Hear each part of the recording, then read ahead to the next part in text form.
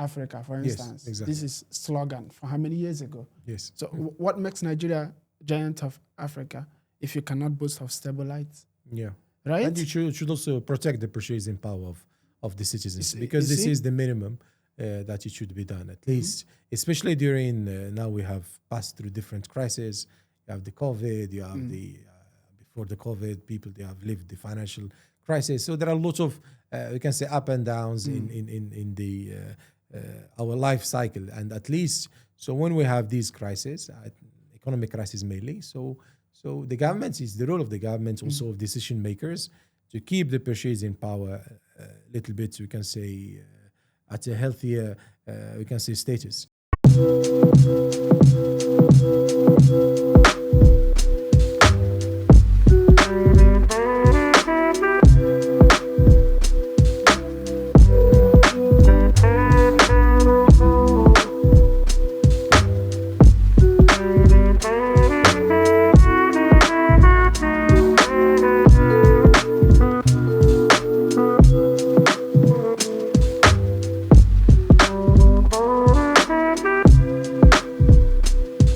Okay, welcome everybody. Today we want to talk about Nigeria economy and the serious stuff that is going on there, and also Africa at large. But first, Nigeria economy, why instead of it moving forward from where it was 11 years ago, that's 2014, and everything went seriously bad? We have an expert in our midst who is going to educate us, and I hope that you're listening. And if you're not part of this community, please subscribe to it. So, Mr. Mustafa, I want you to explain to us, for example, Nigeria was a $508 billion GDP in 2014, but from 2014 till now, everything went back to the extent that it's about 200 now. And most countries, if you're looking at it, it looks like they don't want Nigerians. They don't want to give Nigerian visa. It looks like we don't have anything to offer them. Can you speak to this? Thank you again, Victor, for welcoming me. It's always a pleasure to be with you. Thank you. So when you speak about Nigeria, you're speaking about Africa. Yes. For sure, you can say many African countries for the past 10 years always are trying to invest in human capital that can reflect on their GDP, because when we see we can say other countries. Unfortunately for us, for example, like we can always give an example of the UAE. Many years back, they were focusing more on oil and gas. Their economy is based only on oil and gas. And at a certain time, it's not like many years back, also 20 years back, they realized that your natural resources will end up like soon at a certain time. Yeah. So they have focused more on economy of knowledge. So I think this is just to reply to your questions. If we are not linking, we can say the power of we can say empowering our youth to prepare them for being the future, the leaders of the future. At the end, numbers will stay numbers, because today you can complain that we were putting a strategy for the coming 10 years, 20 years, but why it was not implemented? There are many external factors that everyone knows it, but we don't have to go into details. But what is important here, I see Africa, we're still lagging behind in terms of investing in our own people. And we put always agenda, visions, we can say for 5 years, 10 years. But the issue is always we are not assessing the we can say the effect. Yes. So also we are not putting accountability when you put a strategy, and then you have to see, okay, vision, for example, 2025 till 2030. And within these 5 years, okay, we are putting certain, let's say, plans that they should be achieved, or policies. Yes. And after in 2030, again, another maybe government, another people will come again with different policies, and then we are always like in a void, like turning point. There's no long-term policy. Exactly. So no, there is no. We don't assess our initiatives. Yes. And whenever we have a new party, it can also reply to what you have mentioned. There are many parties when they join, they come up with their agenda. After they finish, nobody is going to we can say sit with them, tell them, okay, have you achieved what you have been promising people. Yeah. And again, new people, they will join. Again, they will come up. They will say, okay, the previous ones were not good. And then we have to come up with new initiatives. And then we are not, the problem of Africa, I believe, we are not passing the torch from stage to the other one. So this is the challenge. I believe the developed economies, so when they, for example, one party or one we can say agenda finishes, another one will take over, but it's going to back at least their coming decisions on what was already previously built. It's not just coming up with the, today if we say, okay, we have to invest, for example, in education, and then we have to put, let's say, XYZ platform, and we have to teach our, we can say, let's say, generation, the, let's say, AI. And after 5 years, another person will come and say, no, AI is not relevant. Let's go back again to the old system. And then we are speaking about something, it will never give a result unless, I believe, we have responsibility versus accountability. So you have to put these things. When you want to show off, to say, okay, I want to be that person, to be responsible, to be a leader, decision maker. At the same time, also you have to know that you have to be accountable of your actions. Yes. If you don't deliver, so it means you have to be questioned. And I think when we reach this stage in Africa and majority of, we can say, developing economies, we can speak about results and achievements. Yeah, and you talked about policy going up and down, and the government not supporting people that wants to do business. That's SMEs, small medium enterprise. And the thing is, when they make policies, they make policy that is not going to be favorable to young people. And they make policies that will see investors scared. You know, just like you talked about, there is no long-term policy. And when there is no long-term policy, investors, foreign investors, will not have confidence to come and invest, knowing that, okay, their business is going to stay there for as long as it takes. If I am counting right now in Nigeria, for instance, I'm going to count only telecommunications. These are the companies that have been there for a very long time. And I think why they are there is because if you put pressure on them, they'll put it on the citizens. So, you know what I mean? Anything they lose, they're going to realize it from people who are paying it, the end users. So there are not policies that will see investors come in or people lobbying for Nigeria. These are things that we can offer. Nigeria have a vast land for agriculture, but Nigeria cannot feed itself. And there is no companies coming to invest. And you are somebody that have traveled and you just moved to, your company just extended to Saudi Arabia. So can you speak to this, why it's not happening in the country with your experience? Yeah, as you mentioned, like the SMEs are the backbone of any economy. And I believe for countries that they are really serious about their, we can say, development, for sure they will take into consideration the well-being of these startups and SMEs. So you mentioned some examples about Nigeria. You said that they are not involved in. I believe they are not involved in because at the end it's a you have different stakeholders. When you come up with decisions, if you want to encourage investors, you have also to involve these investors within, let's say, the briefing before you come with a bill or with a law. Yes. So you have to involve them, tell them, okay, what are the things that they want to we can say to encourage them to move, let's say, to Nigeria or to any country. I believe this is the missing point. So when you come up with laws and regulations and you are not considering the external investors or bodies, so today if you tell me I'm just, for example, coming up with a big capital or big, let's say, lengthy process to set up or bureaucratic process. So people, nobody wants to go to a place that is, we can say, making the journey of an investor very, very difficult. So in comparison, we have very tough competition. You have spoken now about Saudi. Yeah, Saudi, for example, they have done or they have placed the Vision 2030 as a parameter for their, we can say, transformation. So there are a lot of changes. They have made the process, for example, to attract investors very smooth. You can get we can say licenses at least you can know, for example, which category of your license within 24 hours. There are lots of incentives given to we can say to these investors and international companies. The same also, they have put a clear map. Okay, these are the sectors that we want people to come and work and add value to the economy. So when you have this, is I believe transparency is very important. You have to at the end you have to put into into your dashboard all the opportunities, because at the end, for me, I'm an investor.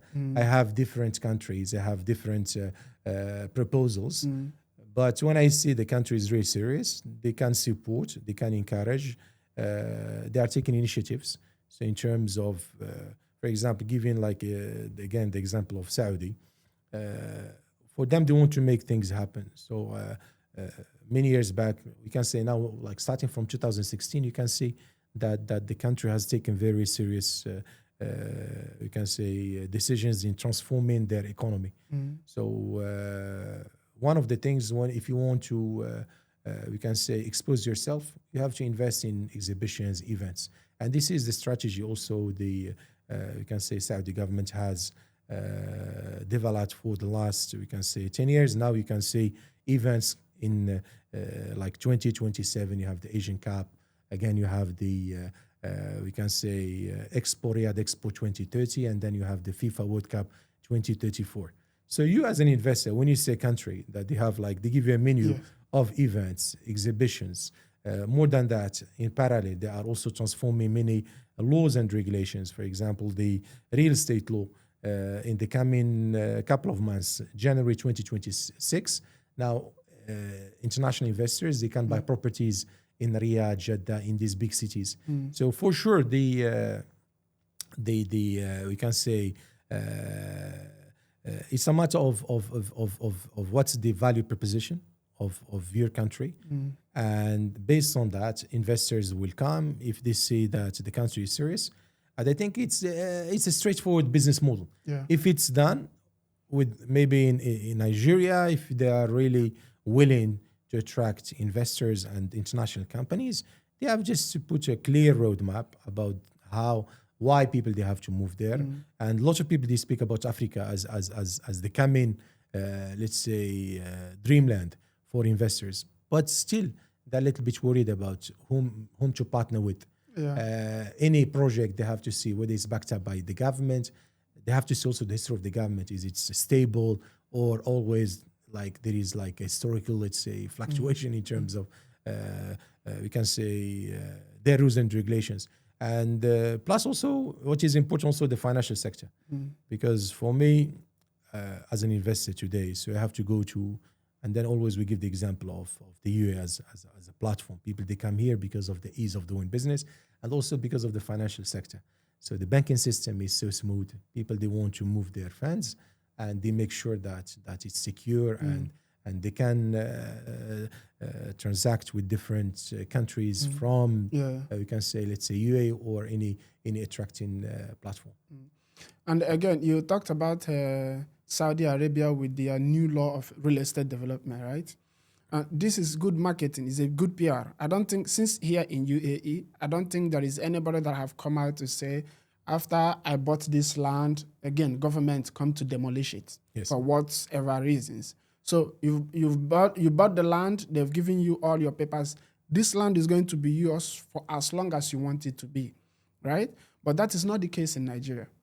Very unfortunate, right? Now this is what people pass through in Nigeria, and it's not a good PR.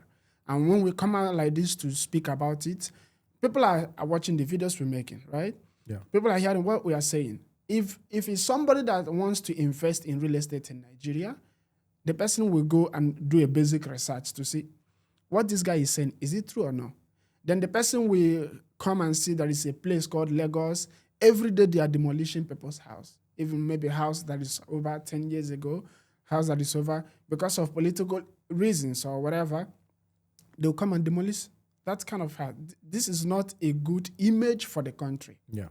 And we have to talk about it because we want things to be good. But people that will see it, everything in Nigeria has to do with politics. And that is not how a country will go. You cannot, if you buy any house you buy here, is going to be, any decision you're going to take there to change it is going to be from the owner. Yes. Government, if government want to make road there, they have to talk with you, negotiate it, talk and see if this is what we can avert, right? In Nigeria, you will have a house. In Lagos, you will have a house. And then want to make a road there. It does not matter the amount of business you have there. They are going to take it out. There is no room for negotiation. This is what government wants. Yeah. No, unfortunately, for sure, this it will never encourage people to move if you don't have, as I told you, stable, reassuring rules and regulations for investors. Because investors, at the end, as I told you, the world, we have 100 emerging, we can say, markets, and people, it's like a menu. So I can register here, I can go here and there. At the end, I have to see which guarantees have been given by the government. And based on that, then investors and international companies, they are moving their resources, and then they can decide whether to be in that country or not. Yeah. So, at the end, it's, as I said, the challenge is so big. If we, when it comes to, it's not just Nigeria, in Africa. So there are lots of things that we have to work on. And as you said, this is also a good message to always to compare what people are doing, why they have been successful, because they follow it's a process. You cannot, it's not like, you have to be pragmatic in your approach if you want to reach that to be an investment destination for these investors or international companies. Yeah, you have to just like be pragmatic. You have to put the right steps, follow them, stick to them, and as you said, the PR, promote your jurisdiction. There are sometimes also good jurisdictions, but they are not well advertised. But in general, this is what is lacking in especially in our African, we can say. Yeah. Again, I know, just to add a little bit on that, I cannot see the news, Nigerians, they are big social media people, right? And because of ethnic, senseless ethnic politics they do there, anything you do, somebody's going to put it on the media. Yeah. I don't understand how people's house, people's estates, you keep demolishing it for no sensible reason. You cannot find a way to, if there is anything to do, you cannot keep destroying people's property and you want people to come and invest in real estate in your state or in your country. Yeah. It doesn't make any sense. Again, since I came here, right, going 4 years now, UAE exchange rate, dirham to dollar have not changed more than 1 dirham or 2 dirham. Going to 4 years. So I cannot speak about something to Nigeria. And it has to do with this forex scarcity. People that wants to import something in Nigeria because there is no stable exchange rate, right? When you import something in Nigeria right now, when you import something from China or wherever you import it, there is no guarantee that that exchange is going to be like that in the next month or in the next 2 months. That kind of thing does not happen in Nigeria. Right? You cannot, like young SMEs, people who solely depend on importing phone accessories, for example, when after they import whatever they want to import, there is going to be VAT, there is going to be income tax in Nigeria. There is local levies. You're going to pay, after you paying all these senseless levies, tax, and whatever, to realize your profit, then there is a dollar increase. Everything does not work. And this then results to Nigerians wants to live desperately. Nigerians doing desperate business in the country or want to survive, or you will see somebody that said, I open business with 20 million naira, for instance. And this is 5 years of opening that business. Still, I cannot boast of anything. You understand? Yes. And this is a bad policy for the country, and it's also bad PR.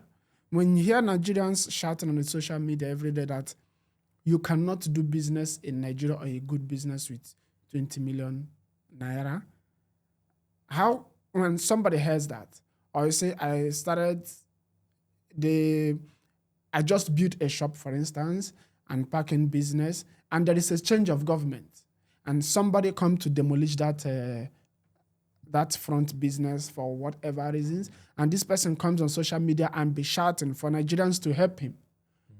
This video is not going to be only limited to Nigeria. It's viral, exactly. It will give, as you said, bad reputation about the country and the practices.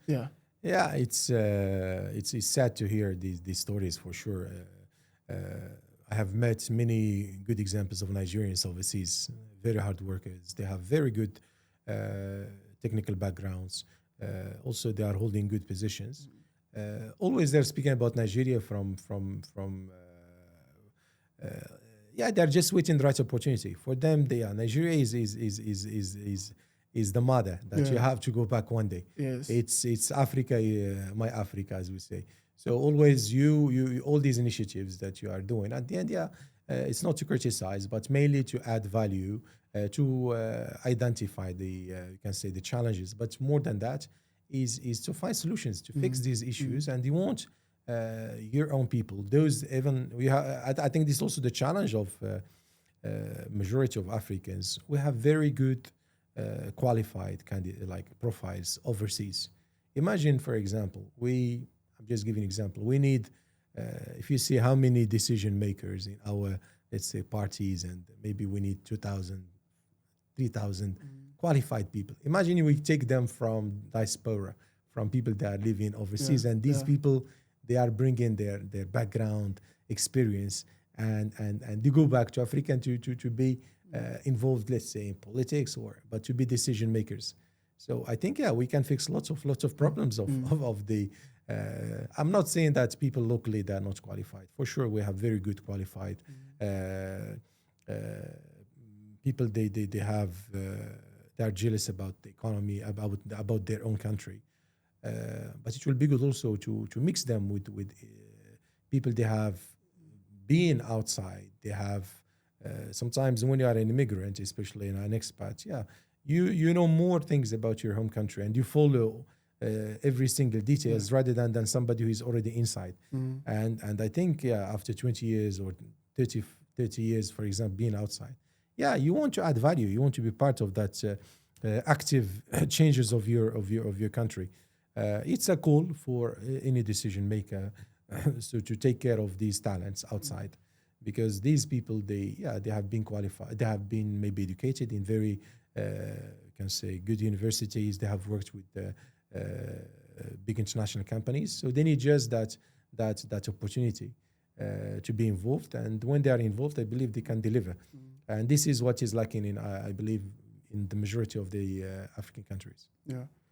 I've met Nigerians, so that is why mostly what I'm talking about is not based on Nigerians, but it's based on the policymakers, people making policies, people making laws, people enforcing it. So I know the potential Nigerians have, right? I'm here in UAE. Anywhere I go see Nigerians, I see how they are thriving. Or you will hear news, something like, this guy traveled, this guy is making Nigerians proud. They are always making Nigerians proud outside. But why is it that they cannot make Nigeria proud inside? And I'll give you an example now. UAE is like how many provinces or how many states? 7 states, right? Yes. With about 11 million population. But UAE has 4 operation seaports, international seaports. Yes. And international airport. This is a very small country. For instance, if I want to compare it with Nigeria.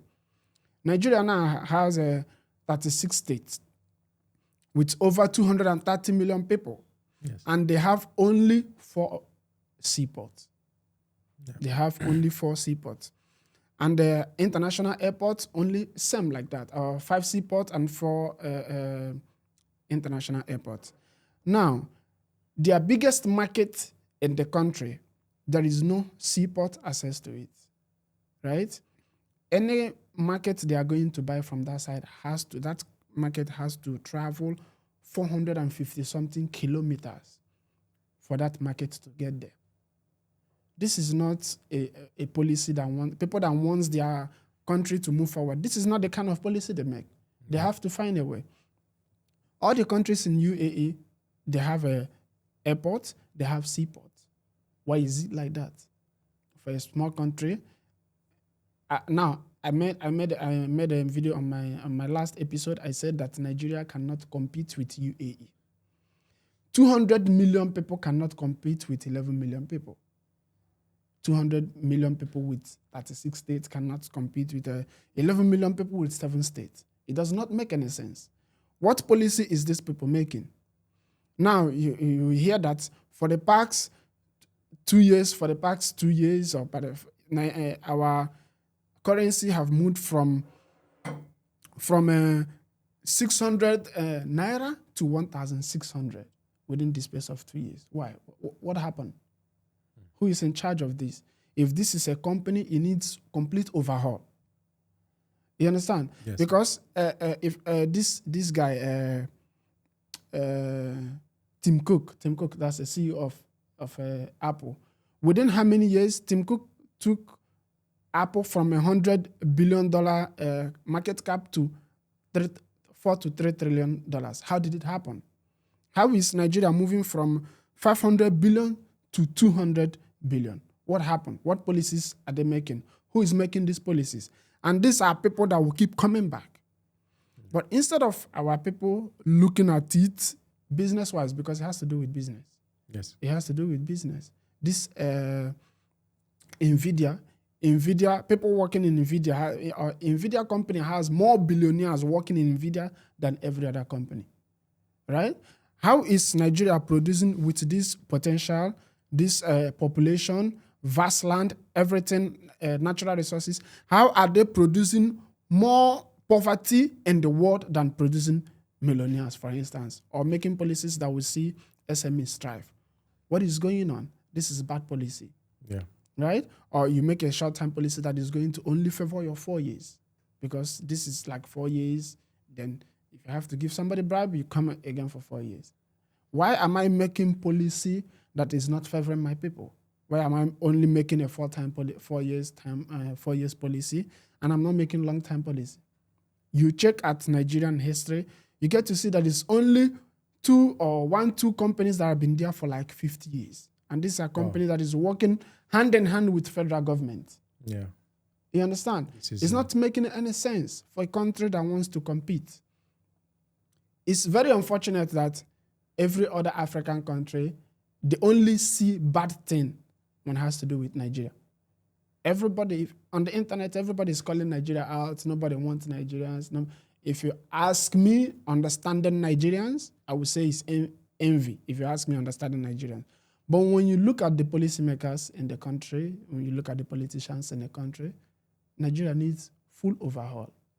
Yeah. But yeah.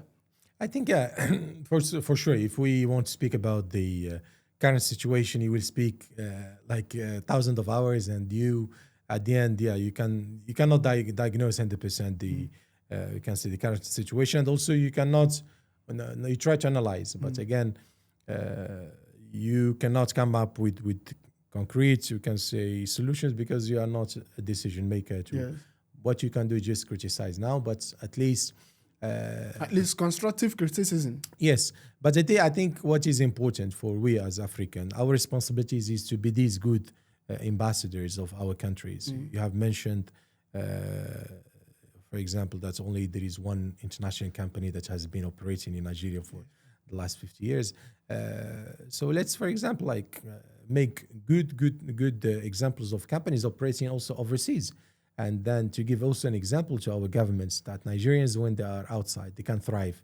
They can, we can say, they can succeed if they are given the right, you can say, components and the right support. I believe they can thrive and they can be part of any positive movement. For us, I think as Africans, we don't see many investors coming to this region for different factors. We have spoken before about this, why Africans they don't make it in the UAE or in GCC, because always they come up with they're coming with the mentality, I'm just coming to work only, but few of them that they resort to the entrepreneurial we can say path. So we have discussed before, maybe it can be through maybe education, lacking sometimes the soft skills, the risk appetite, maybe funding. So there are different points we can highlight. But when we see, we have a couple of good examples that they said, okay, I'm going to make it happen, and these are the good examples. Normally, we should highlight, and then you have to give you can say when you highlight these good examples, even governments back home, they will say that our people are capable, capacity is there. It's just a matter of giving them the tools, the opportunity to thrive. And I think this is what is lacking for us. Is more, it's about the encouragement, finding the right environment. And if we are given the chance, I believe Africans, they have lots of talents. We are gifted like naturally gifted, but we need just the right environment to make it happen. With your experience, I would ask opening businesses, dealing with opening multinational businesses or companies, people opening company here or here in Dubai or Saudi Arabia, what do they ask for? What do they check out for if it will be favorable for them to open business there? Okay, there are, it depends. For example, if, for example, in the UAE, a lot of people, they come, you have mentioned, if we speak about the Africans, most of the time, their major concern is the banking system. I think because of the challenges in Africa, that's even the lack of trust, that people, when they want to deal with Africans, most of the time they said, okay, I don't want to pay somebody in his account in Africa, but still, okay, if he has an account in the UAE or in the GCC, so the maybe the appetite of that partnership can go higher and can be successful. So I think the most important for people when they come to set up a business, they have to make sure that the process is straightforward, the regulation is there. People also speak about the compliance. Unfortunately, we as Africans, sometimes there are some nationalities that governments, they have to check before they approve their cases. But in general, I think when you speak about the eligibility for them, mainly to how they can make the payments, how they can transfer their funds, banking system, residency options. Now we're speaking about real estate investment. People, they want to come, they want to invest in projects or in sectors that they see that they have potential and that they can generate profit and revenue in the, let's say, near, mid and long term. But for example, in Saudi, it's a little bit different because in Saudi, the system, you have to set up a company, majority of the companies there, we can say you have to open a branch of an existing company.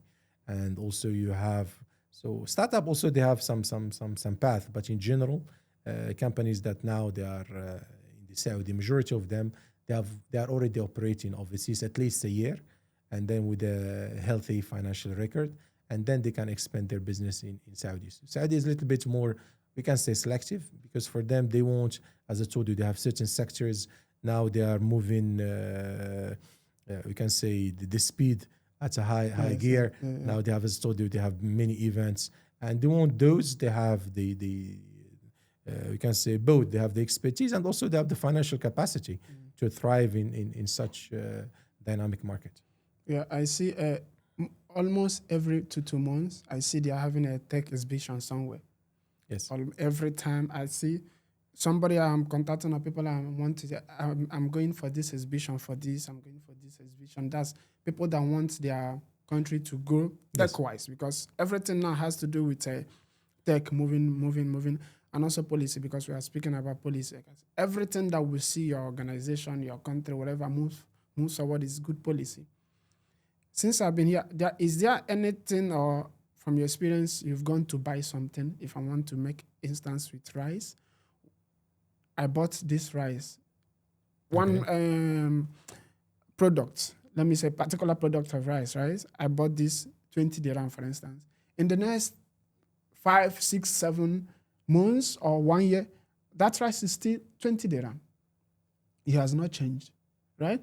What could possibly be making a price fluctuating in Nigeria for food, for instance?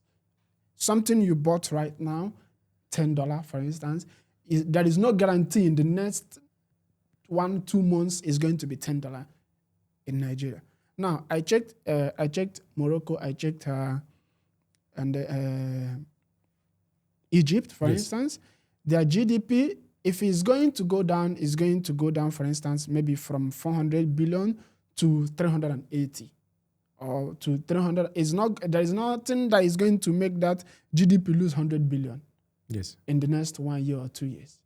So it's either these people don't care about the country.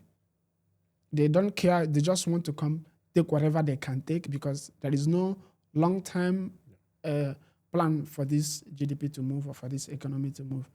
So for something to just lose within the space of how many years, lose 100, 200, 300 billion dollars, things are not right. No, for sure. You mentioned about these are intrinsic elements. If we speak about food, for example, you have most of the time governments they backed up the even fluctuation in prices, international markets, but this is the role of the governments because you are touching the pockets, especially of a certain category of society, and for them especially, food is something very important, and you have major elements, as you said, like rice or something like that. People they use it on a daily basis, so it has to be a kind of support, backed up plan by the government.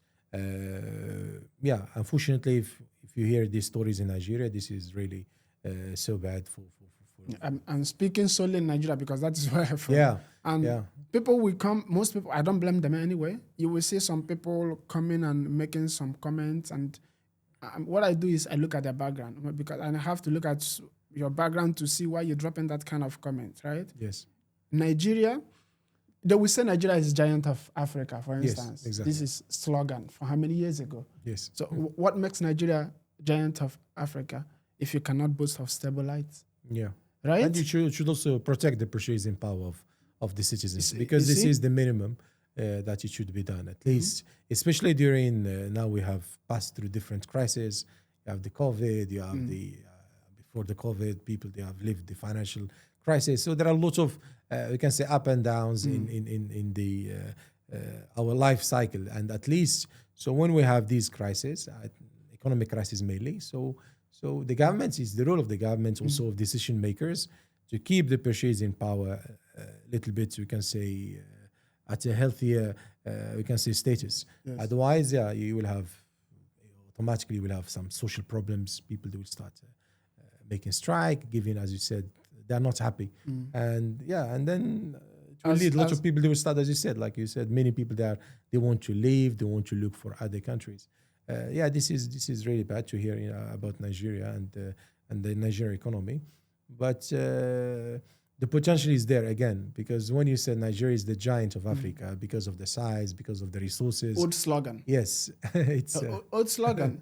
Because if I want to give another example, I say the biggest company in the world when market cap, when it has to do with market cap, you're going to say Nvidia, or you say Microsoft, or you say Meta. Why are you mentioning these people? They are constantly competing with the market. They are the people bringing new trends. However the world is going to go, there have to be people deciding for it. Nigeria cannot decide anything, right? The basic need of the citizens, for instance, there is no policy guiding it. Now, everything that Nigerians consume on a daily basis, just like we say, is provisions. There is no time the price of provision will come down. It will still going up.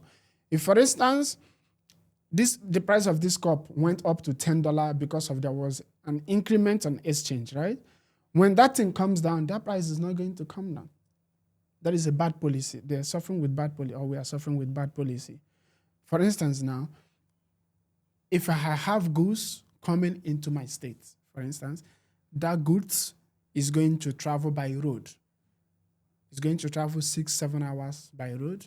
That goods is going to risk, if it's perishable food, spoilage, accident, whatever. Now, in my country, tankers or containers falls every day on the road. Yeah. But in all our states, there are rivers connecting every state. If I'm not talking about international seaports, but there is no local port connecting every state. I think maybe it will develop. Now we're speaking about this African intercontinental free zone, connecting like 54 countries, African countries. So let's hope that this can bring some competitive advantage for Africa and neighboring who countries. wants to compete? Because Egypt wants to compete, Morocco wants to compete, South Africa wants to compete because they are still doing everything they can for the past 4, 5, 6 years. Egypt, Morocco, South Africa, they have not lost their position. They have not gone down more than 0.50% because they want to compete. Even if they are not bringing anything very new, their citizens are not suffering. Because or at least you have to, for example, the example of Morocco. Yeah, there are some sectors that the government has focused on. For example, whether it's in car manufacturing, whether in also spare parts of in airlines. Basic we can say sectors in Morocco, agriculture, it's or tourism. But also there are some sectors, as you said, like these two, for example, like car manufacturing. Morocco has done a lot. I think, it can be a good example also for Nigeria because at the end you have to choose a specific sector because you cannot be famous worldwide in everything. Yes. If Nigerians, they are good in technology, for example. So you have, come up with the hubs, make it as a hub for tech startups and work on your ecosystem. And for sure can generate some traction for you. Investors, people, everyone worldwide will start speaking about that country. Now also are using the soft power of sport. So Saudi is an example. So they have understood that you have to position yourself in a different way. So some people now they use, or governments, they use the soft power of sport to position yourself among the G20 economies.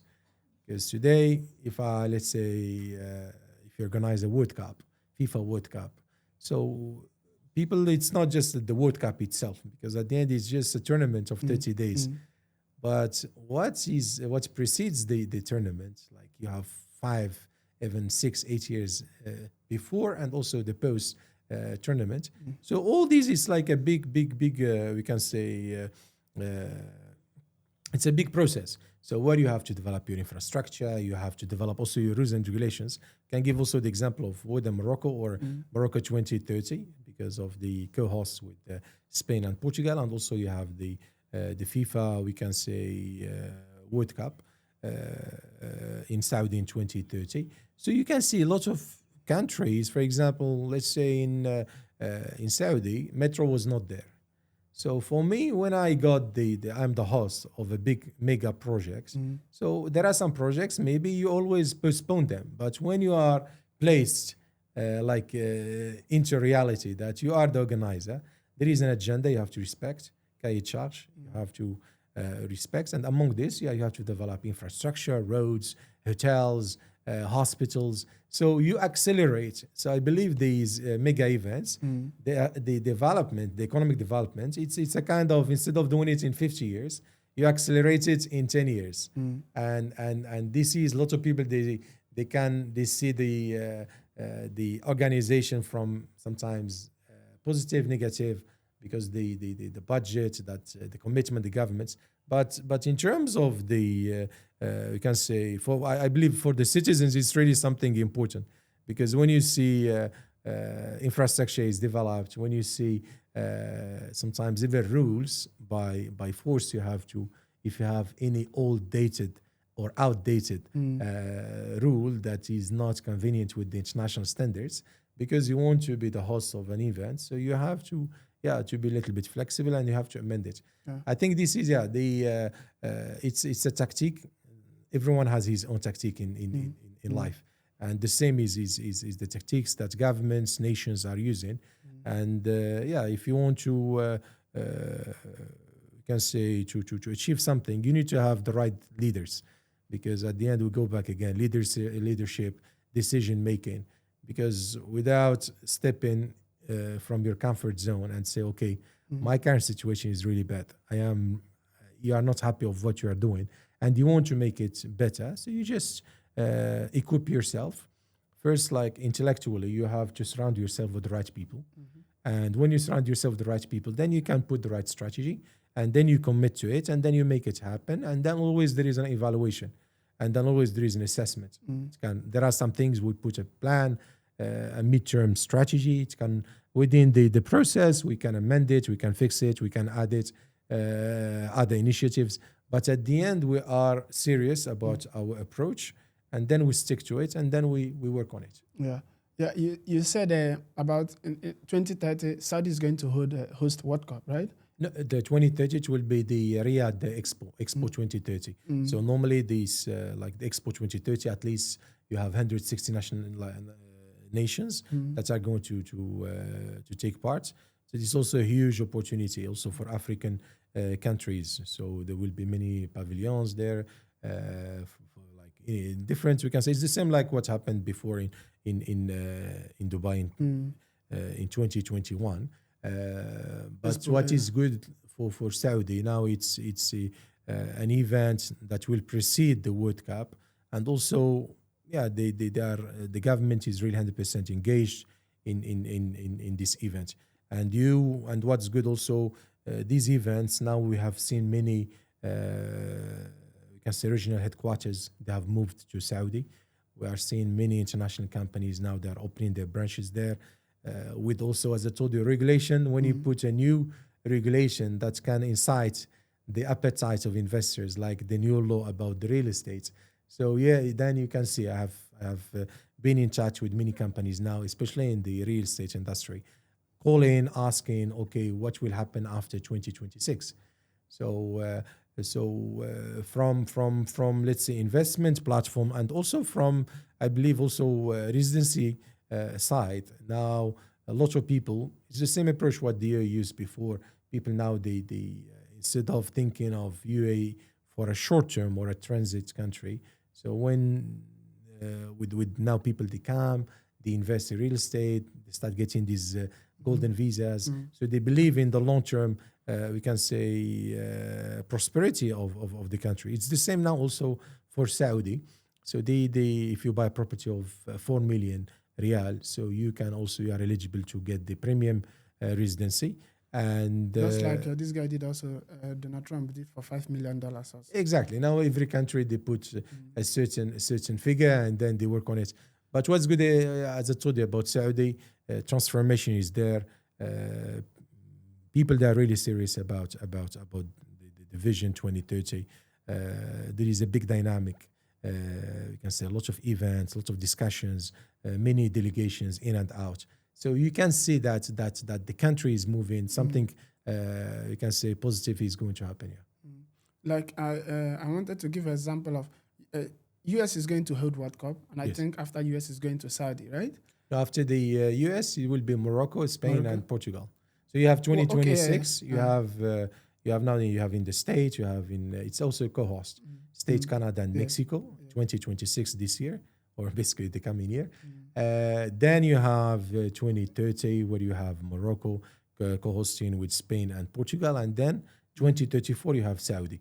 So different continents, okay, from Americas to you have the we can say this is a unique. It will be for Africa, a mixture between the Mediterranean and so Africa and Europe, and then you have the Asian. We can say it will be also in the Middle East, back from Qatar. The 2034 it will be in Saudi. So again, what's good in the story of Saudi, the transformation touches also the people. Now people they are you can say happy about the changes. There are a lot of changes there. Exactly in terms of society, the workforce also. When you can say you see a lot of engagement of female leaders, female we can say entrepreneurs. So a lot of things that were not we can say in place before in Saudi, for passing mainly from 16 ahead, for the passing 8 years, and then going ahead to the coming 8 or 10 years. So a lot of changes are happening, and I think this is the right time to be in Saudi to develop something serious and to be part of this transformation of society and also the economy. Yeah. Where I was going with this is like Nigeria has one of the highest football exports from Africa, right? But there is no infrastructure for them to host any international football events. They cannot host CAF Nations Cup. They cannot host anything. Nigeria, if Nigeria were to bid for CAF football cup now, they cannot host it because there is no infrastructure. They have to check for the stadiums they have. Nigeria is exporting good. When it comes to entertainment, Nigeria is doing really, really well. Yes. But now nobody's making plan to attract international audience. At least come and see what is going on in Nigeria, right? Also, another bad PR. Nobody is planning to give Nigeria spotlight. When there is, for example, when it has to do with election, you will start seeing so many rats coming out from cupboard, and Nigerians are not concerned with any. When it has, if I want to use America, for example, Donald Trump, his past need to be scrutinized. You see, every time you hear in the news, he did this with this. Everybody has to do. You have to see that somebody who is going to lead you make policy. That is why CV is there, right? You look at the person's experience. What do you have to do this? It doesn't matter. Everybody is here flooding into UAE, flooding into Saudi Arabia, but this is just one person leading them from one family. They are not concerned about your ethnicity or your province, where you come from. Now, and this person they are good at heart. You just want to move them forward. Saudi has always been good, but now they're opening their doors for international people to come and invest. Okay, come and live with us, right? It's not that the economy is not good. It's not that the country is not good. But now, just exactly, they are ready now to open up. They want to, as you said, to invite the world. They have all the resources now. As you said, they have natural resources, and also they have the will. Because I believe this is sometimes, as you said, you have the resources, but if you are, as you said, the goodwill is very important. If you want really to put your country in the map to be a leading country, so you have to show that everything can be done. It's just a matter of putting the right people. The same what happened also in the UAE. So from the beginning, the strategy was there. They were surrounded with the right consultants, right people. So as you said, the founding, you can say, leaders, they were determined to put the country ahead of everyone. And then they have succeeded. Everyone is speaking about the UAE now, as you said, Saudi, very serious about their approach. So again, it's back again to hard work. And if you have that determination, you can compete in any obstacle. At least care. Yes, and you have to care. For sure, you have to care for your own people. Yeah. Because if you are jealous or it's not jealous, basically, if you are more selfish, because and if you think only of yourself, so for sure. So you will never touch the well-being of your own citizens. I think also sometimes we as Africans, it's our responsibility to elect the right people. Sometimes it's not one person, because at the end you are speaking about a party, you are speaking about a system. It's not just, even you say this person is good and bad, but do you pinpoint only this person, or it's a system, or it's a party? So we cannot sometimes put the blame on one factor. We cannot say, okay, a lot of people say, because you have elected that party or that person, that's why things are getting worse. But you think that if we do the vice versa, the other party will do better, or we have to work from the scratch. It means we have to work on, as again, educational system. We have to work on our democracy, how it is thriving within our societies. We have also to work about educating the citizens. This is number one, because that citizen is the one who is going to elect. That citizen today, who is maybe 10 years at school, is the one maybe will be the leader of that country.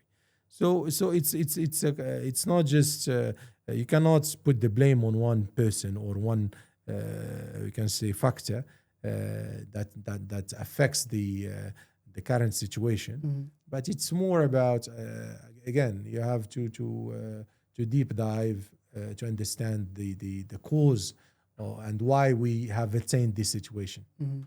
Okay, I want, if I has to do closing segment, I would say, now, Nigeria is about 230 million people, with millions of SMEs, people always trying. You will see even old people. Everybody has kiosks. You get this thing we do in Nigeria. We have kiosks, but because of some people most people cannot afford kiosks, so they do hawking on the street, like traffic. You do hawking. Such thing is not here. You cannot do. Everything has to do with shop. Exactly. But yeah, now the question is, what can this society do, even if it's not for direct foreign investment, right? Just to boost the GDP, that is SMEs to grow. What can people do to see that a serious person, somebody who wants to do business, sees a viable environment to do business? Speaking specifically to Nigeria. Okay, if we, for example, we have always to give examples with, you said dense, let's say, economies. Always also go back to Asia, let's say, to China as an example, or to India. They have the trade unions.